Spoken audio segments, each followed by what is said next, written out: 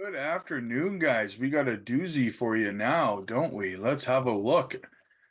Quick look at the market here, guys. Kind of a mixed bag, nothing to write home about. Some good DCA opportunities if you're looking for some entry points. Not too bad. Miria, Glimmer, XRP, Kaspa, good DCA chances there. BTC still holding 43.5 though, so Veracity's pumping 7%, looking juicy, guys. All right, let's get into it, guys. Real quick, though, if you want to support the channel and become a member, click the join button, guys. Get in on microcap gems before they pump hundreds of percentages, guys. We call them like crazy over on the member side. People are making a lot of money over there. We do members only Sunday afternoon live streams. Very beneficial there as well. Very good, like minded community. You get my buy and sell alerts. You get help with your portfolio and your exit strategies, all that fun stuff. Definitely worth it. $4, guys. Click the join button. Definitely worth the money. Let's get into it here. SEC to approve spot Ethereum ETFs in May. Standard Charter. A development that could be another landmark decision for the digital asset market, the US SEC could approve a spot Ethereum ETF in May, according to Standard Chartered Bank. Indeed, they predict that the approval could come on May 23rd, according to a report from the block. Additionally, Standard Chartered has forecasted a $4,000 target for Ethereum if approval is granted. Specifically, it notes that the potential value surge, if the asset could mimic what occurred with the BTC before the spot ETF approval in the United States. Overall, the bank said that the process for Ethereum's ETF approval will mirror Bitcoin's journey at the tail end of last year. The digital asset industry experienced a landmark development just 10 days ago into the new year. Sorry, just 10 days into the new year. After months of speculation, the SEC greenlit the creation of 11 spot Bitcoin ETFs in the United States. Naturally, that approval led many market participants to ask, what next? What other assets could receive the same coveted approval that BTC had witnessed? Well, according to a prominent bank, Ethereum could well be on its way. Specifically, the SEC predicted to approve spot Ethereum ETFs in May, according to Standard Chartered Bank.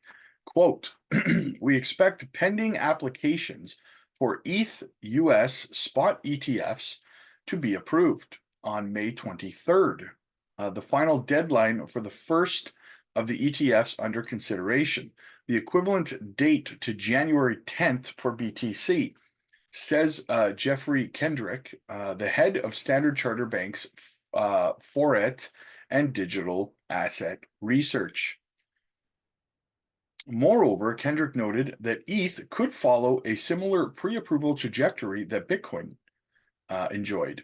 Although BTC has failed to surge in value since approvals were issued, the expectation of such approvals had a massive impact on its price. Subsequently, Kendrick predicts that Ethereum could trade as high as $4,000 by the approval time. Kendrick expects approvals because the SEC has not categorized ETH as a security and its legal action against digital asset firms. Moreover, ETH is listed as a regulated futures contract on the Chicago Mercantile Exchange, therefore increasing the potential for approval. Additionally, Kendrick notes that Grayscale is seeking to convert its ETH trust into an ETF. Subsequently, a denial of that application will likely lead to another appeal by Grayscale. Ultimately, Kendrick said they see no fundamental reason the SEC and the CME could view Ethereum differently.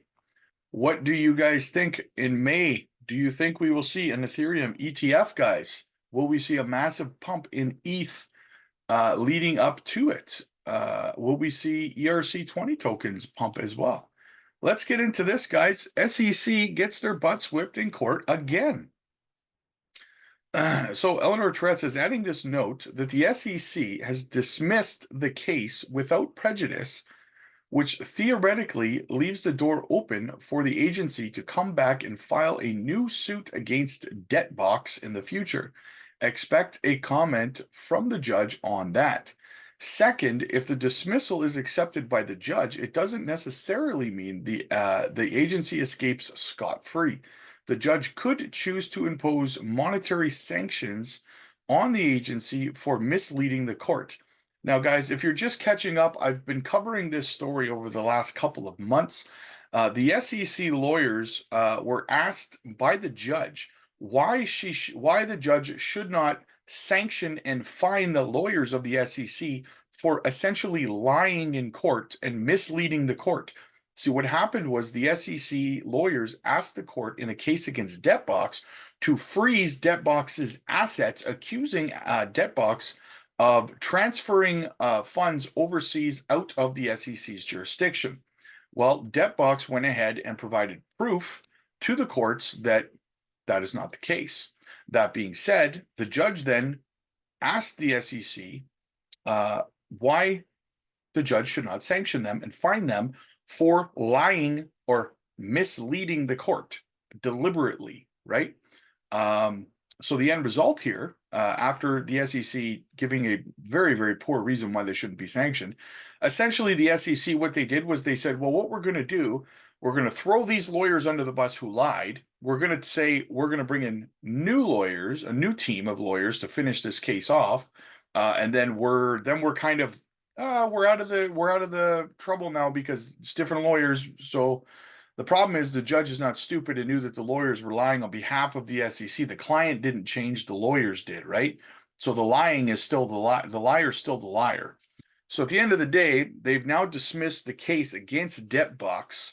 But what Eleanor Tourette is saying here is that they may still be fined by the judge, by the courts, for misleading the courts and then trying to back out of the case, right? Very clearly caught red-handed lying and then dropping the case when you got caught lying, right? I doubt that the judge is going to let them off without something here. So, says here, given this ongoing review, the commission has determined that the best way to proceed is to dismiss this action without prejudice.